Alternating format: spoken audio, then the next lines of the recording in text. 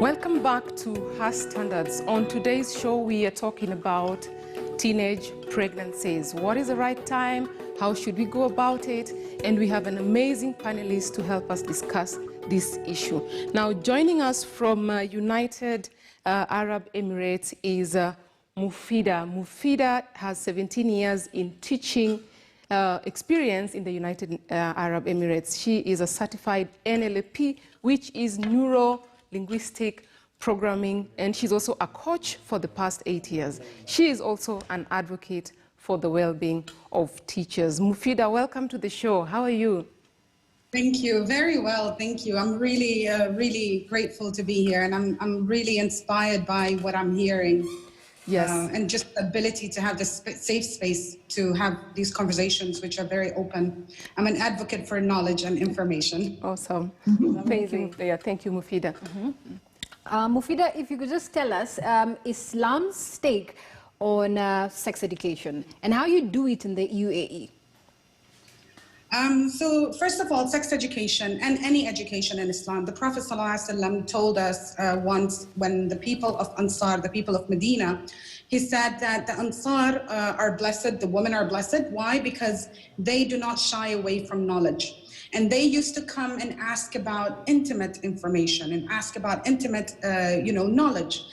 And this knowledge is open, right? The Prophet addressed sexuality, addressed sexual even positions or all kinds of sexuality was addressed in Islam. Yes. And I like the take when, I think it was George that was talking about how culture has forced us into this cave of, secrecy and tabooness. But the beauty of it is that, once we create these safe spaces and just, it's not a bad word. It's not bad information. It's just information that we need to start speaking about. And interestingly, just within the past few weeks, I've already been invited to 2 forums, which were talking about sex education from an Islamic perspective. So it seems like we're all on the same boat. We're all saying the same language. And all we're saying is that we need to start speaking to our children. Yes. How we do it in Dubai, we have the technicality, which, I think in every country happens, where in biology, we're learning about the reproductive system, just the technicality of it. And although some international schools do provide sex education or health education, if I'm not wrong, that they name it now. Parents are always informed earlier, and they have the option to opt in or out of it. So a lot of times, if it was a Muslim family, they would say, I would rather not. I'd have the conversation with my child by myself. Yeah. Just because I'm not aware what a non-Muslim might share with my child, I would rather have the conversation with my child myself. Actually, just before I started, I asked my 11-year-old daughter, I said, what do you think I should be talking about? We're talking about sex education. She doesn't know what it is, but she said, just tell them to speak to their children. Wow, well, that's amazing. As a teacher, Mufida, just paint us a picture of how a parent can, start the conversation. You've heard here that you can start talking to your child from 7 years. How do you sit them down and give us maybe, paint us a picture of how we're going to do it? Personally, I don't know how to do it. So in education, we have something that we call teachable moments. And teachable moments are not these huge eventful situations where I have to sit them down. It's that there's a passing image on TV and you say, oh, did you see that was actually right now so many homosexual relationships? Did you see that was there? Let's not ignore it. The children are picking up on it. So the question isn't when, the question is, what is my child exposed to, and how much information? They always know more than we think they know. Yeah. So we're living in a bubble. We're not serving our children. So it's very important, and it's so urgent that we start using these teachable moments to just throw in a word, you know what, I need a pad, and it's because of this. You know what, so that it's not a huge topic, and it's not a sitting down, we need a huge conversation about this. And it could start as early as, and it's as simple as, you know what, mom and dad are sleeping, the door is locked, and it's part of Islamic, teachings where children have to knock at the door before. So it's all these subtle pieces of information that we feed our children that don't have to be so dramatic. Yeah. And I think it's the problem that we're taking it on such a dramatic level. You know, we're thinking of it like it's such a huge event that needs to happen, whereas it's not. It's just an event. It's just a little moment. They say right now, studies are showing that children are exposed to at least 9,000 sexual scenes in a year. Wow, that's huge. That's huge. Well, yeah. Thank you very much, Mufida. Unfortunately, we have to cut you short. Teenage pregnancies are on the rise since the onset of the coronavirus, with most teens at home most teens are at home. If I can take that again, they're at home, schools are out, and they're stuck. They are curious. Frida Mwaka interacted with some teenage moms and filed the following report in Kiswahili. Sauti za watoto wanaofurahia udogo wao zinasikika.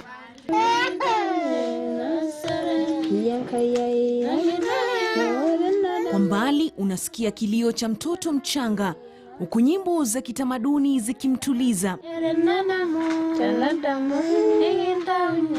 Usilolijua ni kwamba watoto hawa mama zao ni wa umri chini ya miaka 18. Tulikuwa tumeenda kutafuta kuni. Vijana wakakuja wakatukatia. Nikakataa kijana. Tulikuwa wasichana 4. Mimi nikakataa kijana. Hao wasichana wengine wakakimbia kutoroka, mimi nikashikwa wakanirep. Kupata mimba ukiwa na miaka 15 si rahisi.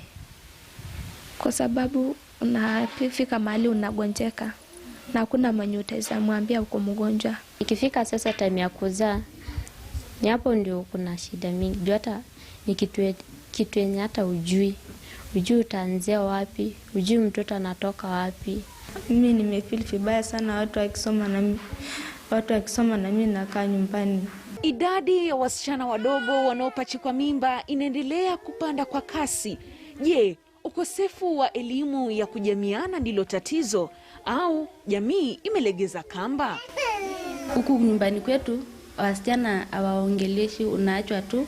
Ukikua sasa, ukigrow kidogo akitaka kuoza, ndio anaanza kuwa sasa kuja kukuambia umekuwa sasa tunataka uozwe, ndio hata pia na uanze familia yako.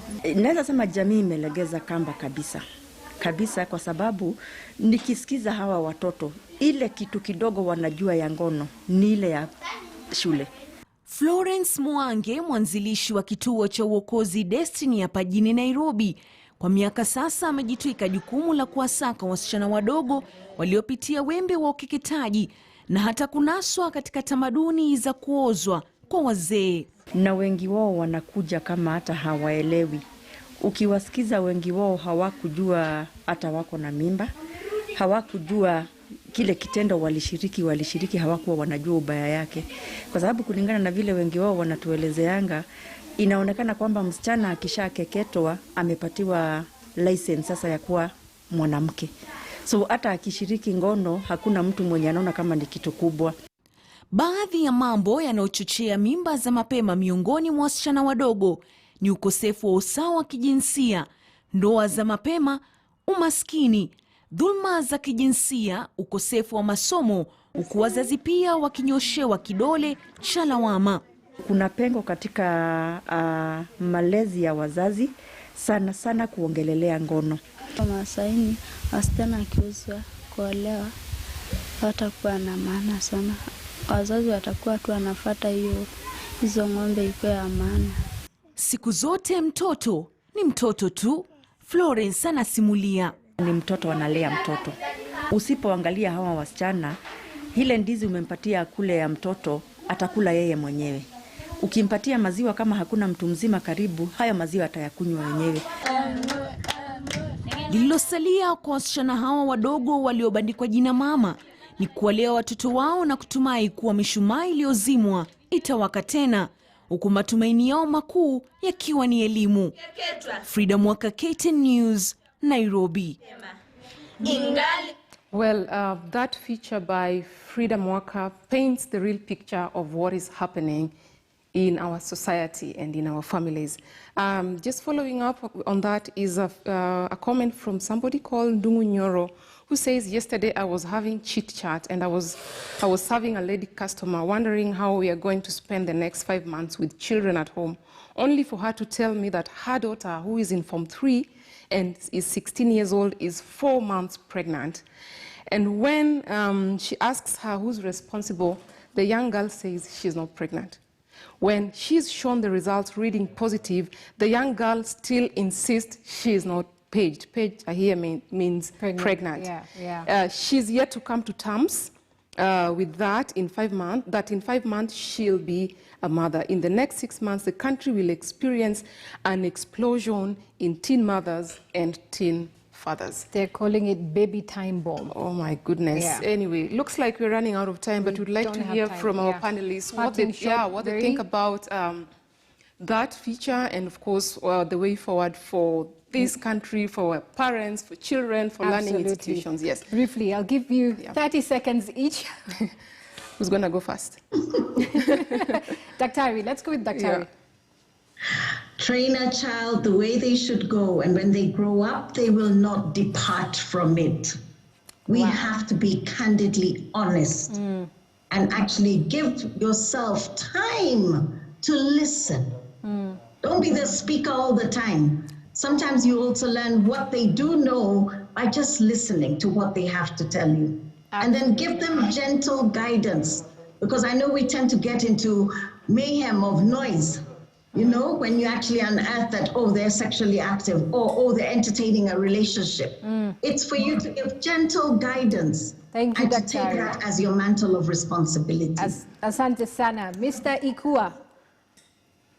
Yes. The man in the room. I think for me first, very important list, we all have to understand that the information coming to our children, the pressures coming to our children, what is defining their values and societal positionings and maneuverings is extremely different from anything we ever saw. Yeah. So for you to bring, for us as parents, so for example, when I was in class 8, I was dancing to Billie Jean, Michael Jackson.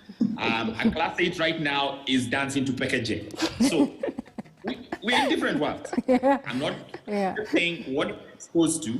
And if you looked at my video, they were just badly dressed. If you look at the video they're watching right now, very different things going on the video. Absolutely. So when you understand that this is what is going on with your child, and your child, you're not going to make them a hermit and protect them from the world. The conversation has to go into so much more. We have to cut you short. To cut you short. It's not that it's wrong, it's that this has consequences and you're not ready to make certain choices. You're eating into the others 30 seconds. George, you have to cut you short. You have to cut you short. You have to cut you short. Sorry, we can continue this conversation. Yes, I will take it from Janet and Mufida. 10 seconds each. Blame it all on Ikua.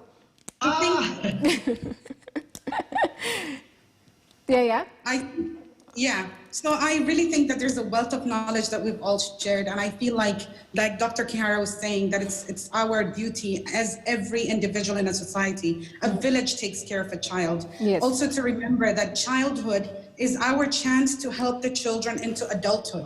Let's not get stuck into the childhood mode. Absolutely. We are preparing them for adulthood. All right, finally, let's have Janet. That was good. 5 seconds. Yes, Janet, you have 5 seconds, I think we need to put children at the heart of this conversation. Let's hear from them, because in as much as we all have a collective role to play, I love the way everyone has framed it. Ikua talked about values, Dr. Kihara talked about the fact that we also need to trust them now, and Mufida as well talked about. I love what she said about the little nuggets of opportunities. But let's also hear from them, and that's essentially what I'm trying to do. Let's hear from them so that we pick up on the gaps and then work with them in terms of how best can we be allies for our teams. And sex education Thank you, Janet. Doesn't seem to be working because the girls have spoken to know about menstruation, so that's a huge gap. So let's put them at the heart of this and do the best we can and stop shutting our eyes and ears to the truth that teens are having. Thank you, Janet. Thank you, Janet. I think we don't have time, and it's goodbye from all of us. Bye for now. Let's pick up this conversation as usual online.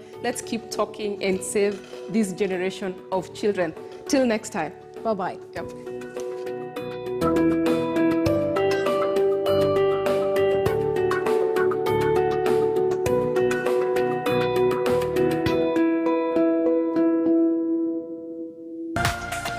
This is KTN News.